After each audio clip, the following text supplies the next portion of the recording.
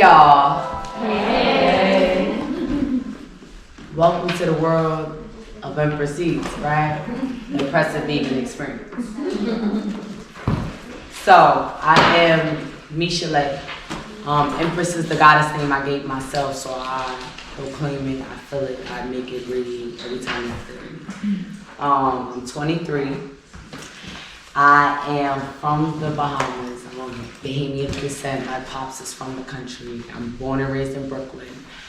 And I was raised in Flatbush, Brownsville, gutter chick. Like, spirituality is everything. Everything's everything. Growing up, I have a lot of, well, my mom got 6 kids. My pops got 3. I'm the baby. And growing up, like, we was very loving. Like, we're one of those families, you come to my house, you never gonna leave. Like, it's like, yo, son, we going to Empress. Like, I think even despite, like, the struggle, like, the modern day black struggle, like, it was always love in the home. Whether it was dysfunctional love, whether it was like a love that we ain't understand, but it was love there. No matter how much yelling and screaming. And growing up, I was very defiant. I felt like all my life something was wrong, something was weird, that was that. I played ball. I bust your ass. Respectfully, I played ball. I played for one of the best schools in the state, Murray Bertram. Won a chip my freshman year. Was a captain, trained PAL.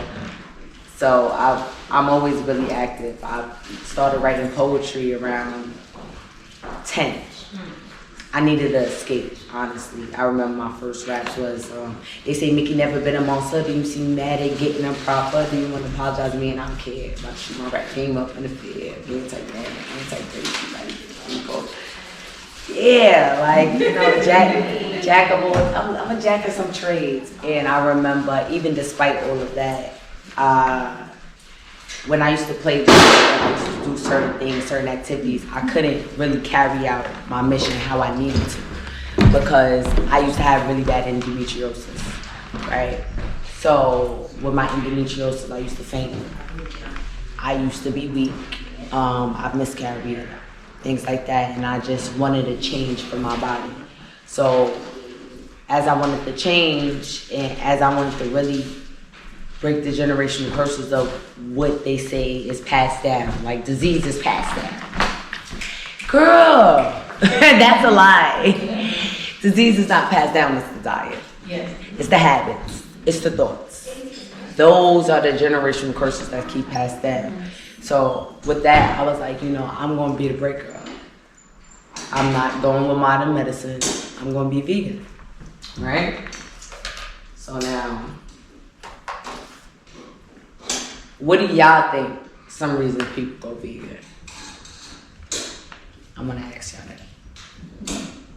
Yes, going and just looking at the generational health disparities that's in our family. It's like, Right. why do we all have this in common? So who's gonna be the ones to be like, all right, let me dig deeper to why all of this is, what's the common denominator here? I feel that, and I agree, and I resonate with that. However, I do feel like there's a huge amount of society that just goes vegan and just try to be slim and just try to be a societal type of thing. Like, okay, well, I can lose weight this way. Like, this is the quickest way to lose weight. Like, everybody's always looking for something fast, something like quick, to like a quick problem solver type shit. And I feel like vegan is like, okay, well, I'll just like, you know, just literally even the mindset of like, I'll go vegan for 6 months just so I could go here or just so I can look like this for a little while, not even really caring about the intention and the generational shit, but it's more so like, okay, so I can keep this body image, this right, like, the aesthetics. Physical. And how I think being vegan is just eating less. Right. So it goes, so it's, go ahead. I was gonna say, I think now also we have the luxury to exercise, like Right. our different food choices, what diets we want. That's a fact because back in the 90s, one of my spiritual mentors, lover, Mama Shaka, she actually was telling me she's been vegan since she was 17. So her being 45 now, 45, 46. Back then they didn't really have a lot of vegan options. So what they was eating was a lot of canned vegetables and a lot of soy, because soy chunks and soy curls was always prominent with veganism. So with that, the aesthetics, because I want to be, when they say black don't crack, it starts to crack. That's a fact. Let's keep it gangster, but That's a fact. But I want to be the black that don't crack, like Angela Bassett. It's not facts. You can Fine, you there, baby. I'm gonna be easy with my words. We on camera. But now Sicily, that's a bad one. You ain't there yet. So other than aesthetics, health. We want to break the generational curse, and endometriosis was my generational curse. Wound trauma has run in my family for generations. And I always say in my head, damn, and then we got to think about the psychological, right? Endometriosis. Now, when you attack the womb of a generation, now we get into the spiritual, right? When you attack the woman, what about that lineage that you want to attack the woman? Like, that makes me think, how fucking powerful is my lineage that all of us got this? And a lot of us miscarry our children that's meant to be our seeds and things like that. So endometriosis was it stopped at me. I'm not going to be throwing up, fainting, because I used to be fainting. I'm not going to be bleeding through 10 pads a day, because that used to be me. And I don't want to feel my cock passing and feeling like my soul is taken out.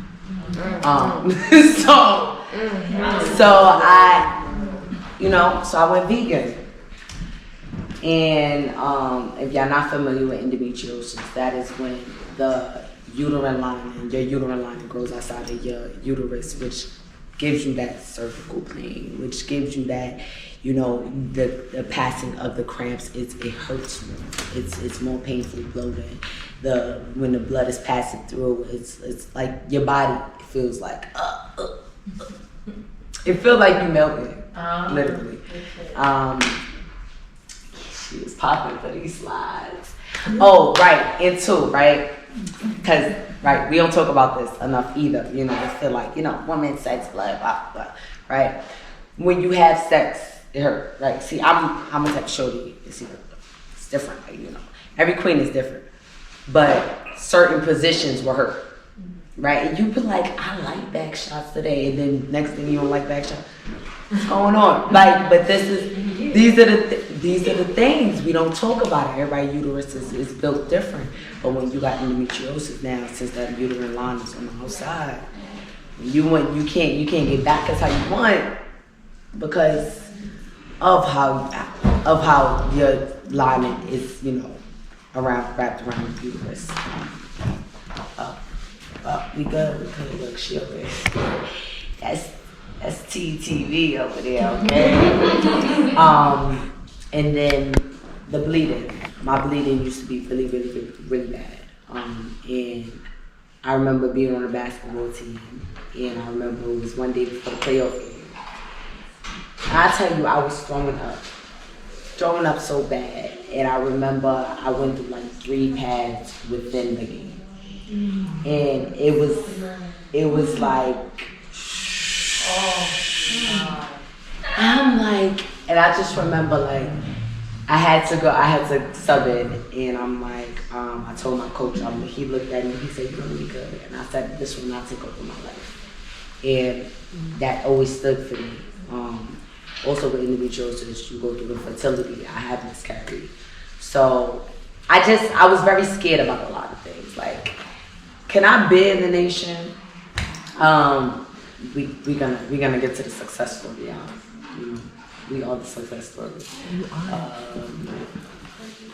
Endometriosis is caused by hormonal imbalance. Mine's is hormonal imbalance, right? Everyone's different. You know, my sister went through it. She set me up for success here, right? Hormonal imbalance in your body. My estrogen levels is high. Like my divine feminine be like, hey, I'm here. And it's like my body be like, calm down, sis, just relax a little bit. And doctors really didn't know. True word. They didn't know what to do with me.